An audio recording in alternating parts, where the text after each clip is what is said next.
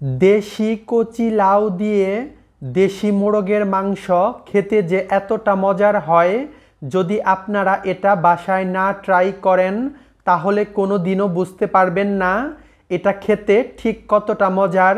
আমি আজকে শেয়ার করব দেশি লাউ দিয়ে দেশি মোরগের মাংস।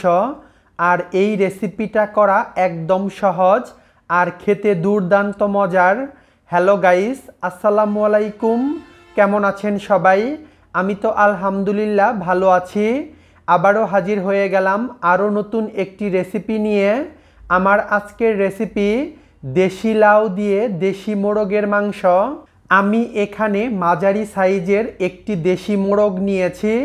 আর এই দেশি মোরগটা রুবেলের আম্মু বাসা থেকে পাঠিয়েছে, মানে গ্রামের বাড়ি থেকে একদম প্রসেস করে তারপর পাঠিয়েছে। তো আমি এটাকে ডিপ ফ্রিজে সংরক্ষণ করেছিলাম। গ্রামের বাড়িতে রুবেলের আম্মু মোরগটা পরিষ্কার করে তারপর আস্তই ফ্রিজে রেখেছিল। আর রুবেল যখন বাড়িতে গিয়েছিল তখন বাড়ির থেকে পাঠিয়ে দিয়েছে। গ্রাম থেকে এই পাঠানো ভালোবাসাগুলো আমার অনেক বেশি প্রিয়। কথা বলতে বলতে আমার মোরগের মাংস প্রায় কাটা হয়ে গেছে, আর অল্প একটু বাকি আছে। তো দেশি মোরগের মাংস খুব বেশি একটা হয় না, সলিড মাংস অনেক কম থাকে। তবে এই দেশি মুরগি বা দেশি মোরগের মাংস খেতে কিন্তু অসাধারণ মজার। এই তো আমার মাংস কাটা হয়ে গেছে। আমি এরকম বড় বড় করে রেগুলার কাট করে কেটে নিয়েছি। আর এখন কেটে নেব লাউ। এই লাউটা হচ্ছে দেশি কচি লাউ। এই রান্নাটা করার জন্য একদম দেশি কচি লাউ হলে তরকারিটা খেতে অসাধারণ লাগবে। তাই অবশ্যই চেষ্টা করবেন একদম গাছের তরতাজা কচি লাউ নেওয়ার জন্য। লাউ দিয়ে মাংস আমাদের প্রিয় নবী হজরত মুহাম্মদ সাল্লাল্লাহু আলাইহি ওয়াসাল্লাম অনেক বেশি পছন্দ করতেন, আর তাই আমরাও পছন্দ করি। বিশেষ করে আমার খেতে অনেক বেশি ভালো লাগে। এর আগেও আমি ব্রয়লার মুরগি দিয়ে লাউ দিয়ে রান্না করেছিলাম, সেই তরকারিটাও খেতে অসাধারণ হয়েছিল। তো আমি লাউয়ের খোসাটা ছাড়িয়ে নিচ্ছি। আমি বটি দিয়ে এভাবে লাউয়ের খোসাটা ছিলে নিচ্ছি।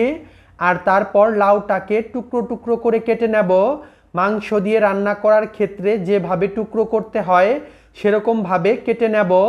আর আমি কিভাবে কেটে নিচ্ছি আপনারা কিন্তু স্ক্রিনেই দেখতে পাচ্ছেন। যেহেতু কচি লাউ তাই সেদ্ধ হয়ে যাবে। আমি এরকম কিউব করে লাউ কেটে নিচ্ছি, একদম টুকরো টুকরো করে। আশা করি আপনারা বুঝতে পেরেছেন। আর আমি এভাবে এক এক করে সবগুলো লাউ কেটে নেব। আমার রেসিপিগুলো যদি ভালো লাগে প্লিজ প্লিজ আমার ইউটিউব চ্যানেলটাকে সাবস্ক্রাইব করবেন। ফেসবুক পেজ এবং টিকটক থেকে দেখে থাকলে অবশ্যই ফলো দিয়ে আমার পাশেই থাকবেন।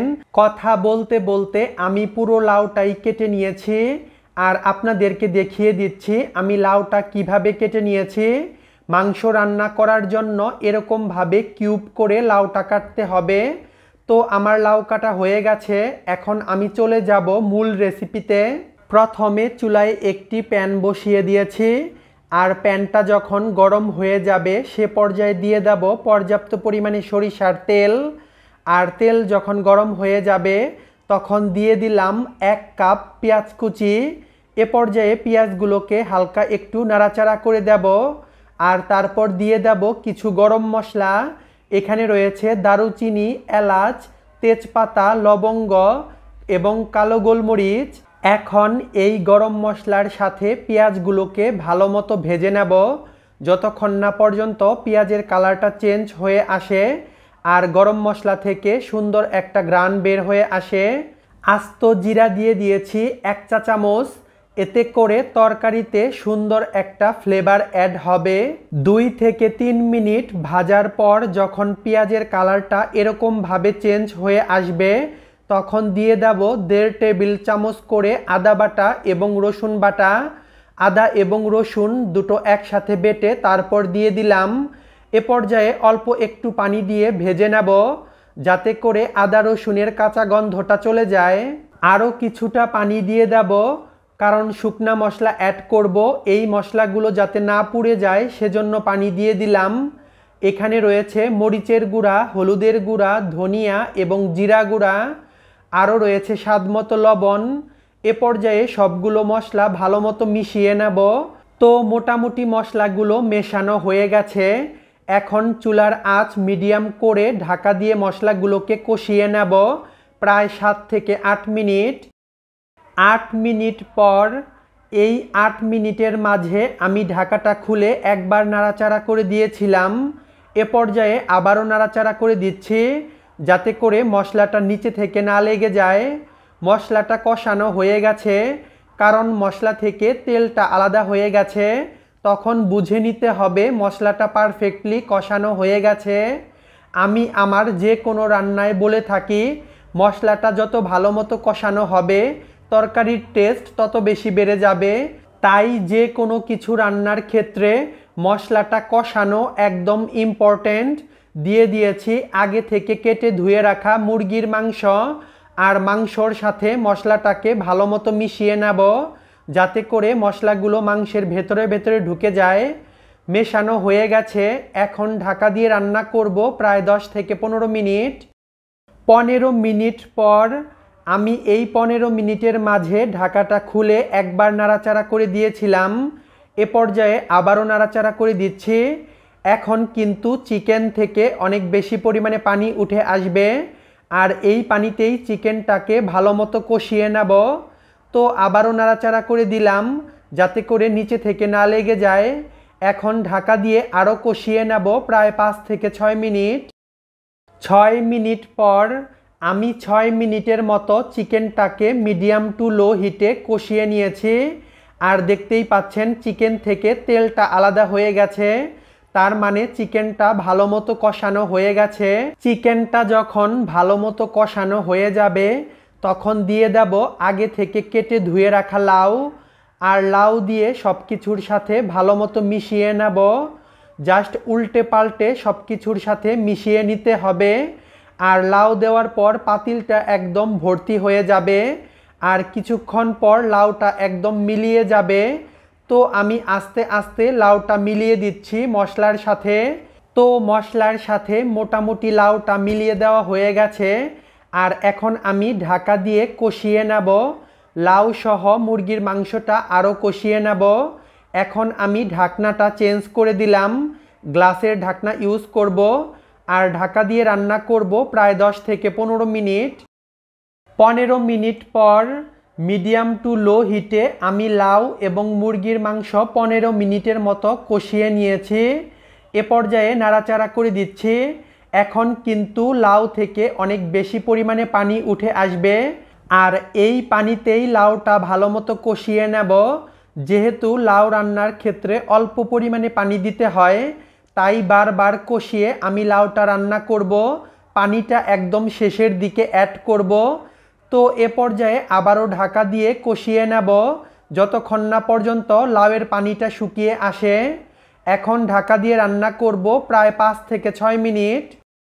6 মিনিট পর আমার মাংস এবং লাউ দুটোই ভালো মতো কষানো হয়ে গেছে, আর নাড়াচাড়া করে দিচ্ছি যাতে করে নিচে থেকে না লেগে যায়। লাউটা কষানো হয়ে গেছে, আর লাউটা প্রায় 70% সেদ্ধ হয়ে গেছে।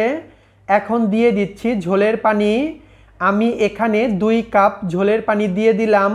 আপনারা কতটুকু ঝোল পছন্দ করেন সেই অনুপাতে ঝোলের পানিটা দিয়ে দিবেন। আর এই তরকারিতে ঝোল দিলে খেতে অনেক বেশি ভালো লাগে। আমি গরম পানিটা দিয়েছি। অবশ্যই চেষ্টা করবেন গরম পানি দিয়ে রান্না করার জন্য। মাছ অথবা মাংস যে কোনো কিছু রান্নার ক্ষেত্রে আমি ঝোলের পানিটা গরম পানি দেই, আর ঝোলের পানির সাথে সব কিছু ভালো মতো মিশিয়ে ঢাকা দিয়ে রান্না করব প্রায় 15 থেকে 20 মিনিট। 20 মিনিট পর এই 20 মিনিটের মাঝে আমি একবার নাড়াচাড়া করে দিয়েছিলাম। এ পর্যায়ে আবারও নাড়াচাড়া করে দিচ্ছি।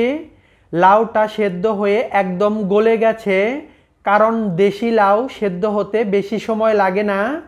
আর আমার তরকারিটা একদম রেডি। এখন আমি ঝোলটা চেক করে নিচ্ছি। এ পর্যায়ে আপনারাও চেক করে নেবেন, যদি কোনো কিছুর প্রয়োজন পড়ে তা অ্যাড করতে পারবেন। তো আমার মনে হয়েছে লবণ একটু কম হয়েছে, তাই আমি কিছুটা লবণ অ্যাড করে দিলাম। আরও দিয়ে দেব গরম মশলার গুঁড়া 1 চা চামচ। সব শেষে দিয়ে দেব আস্ত কাঁচামরিচ, জাস্ট সুন্দর একটি ফ্লেভারের জন্য। এই মরিচ থেকে ঝাল বের হবে না, জাস্ট সুন্দর একটা গ্রান অ্যাড হবে। এ পর্যায়ে সব কিছুর সাথে ভালো মতো মিশিয়ে নিচ্ছি। আর মেশানো হয়ে গেলে চুলাটা অফ করে দেব আর ঢাকা দিয়ে অপেক্ষা করব ঠান্ডা হয়ে আসা পর্যন্ত। ঠান্ডা হলে চলুন আপনাদেরকে পরিবেশন করে দেখাচ্ছি। আমি একটি সার্ভিং বলে তরকারিটাকে বেড়ে নিচ্ছি। তো দেখলেন তো এটা রান্না করা কত সহজ, আর খেতে কিন্তু দুর্দান্ত মজার। একবার হলেও এভাবে বাসায় ট্রাই করতে পারেন। আশা করি সবাই খেয়ে অনেক বেশি প্রশংসা করবে। একদমই অন্যরকম একটি রেসিপি, যেটা আমাদের প্রিয় নবী হজরত মুহাম্মদ সাল্লাল্লাহু আলাইহি সাল্লাম অনেক বেশি পছন্দ করতেন। তাই একবার হলেও আপনারাও এভাবে রান্না করে খাবেন। তো হয়ে গেল আমার কচি লাউ দিয়ে দেশি মোরগের মাংস। দেখতেই পাচ্ছেন তরকারির কালারটা কতটা সুন্দর হয়েছে, আর খেতেও মাশাআল্লাহ অনেক বেশি ইয়াম্মি হয়েছিল। রেসিপিটা কেমন লাগলো তা অবশ্যই আমাকে কমেন্টে জানাতে ভুলবেন না। আর রেসিপিটা ভালো লাগলে লাইক, কমেন্ট এবং শেয়ার করবেন আপনার বন্ধুদের সাথে, যাতে করে তারাও দেখে এই রেসিপিটা রান্না করতে পারে। সবাইকে একটা অনুরোধ, প্লিজ আমার ইউটিউব চ্যানেলটাকে সাবস্ক্রাইব করবেন। ফেসবুক পেজ এবং টিকটক থেকে দেখে থাকলে ফলো দিয়ে আমার পাশেই থাকবেন। আবারও দেখা হবে নতুন কোনো রেসিপিতে। সে পর্যন্ত সবাই সুস্থ এবং ভালো থাকবেন। আল্লাহ হাফেজ।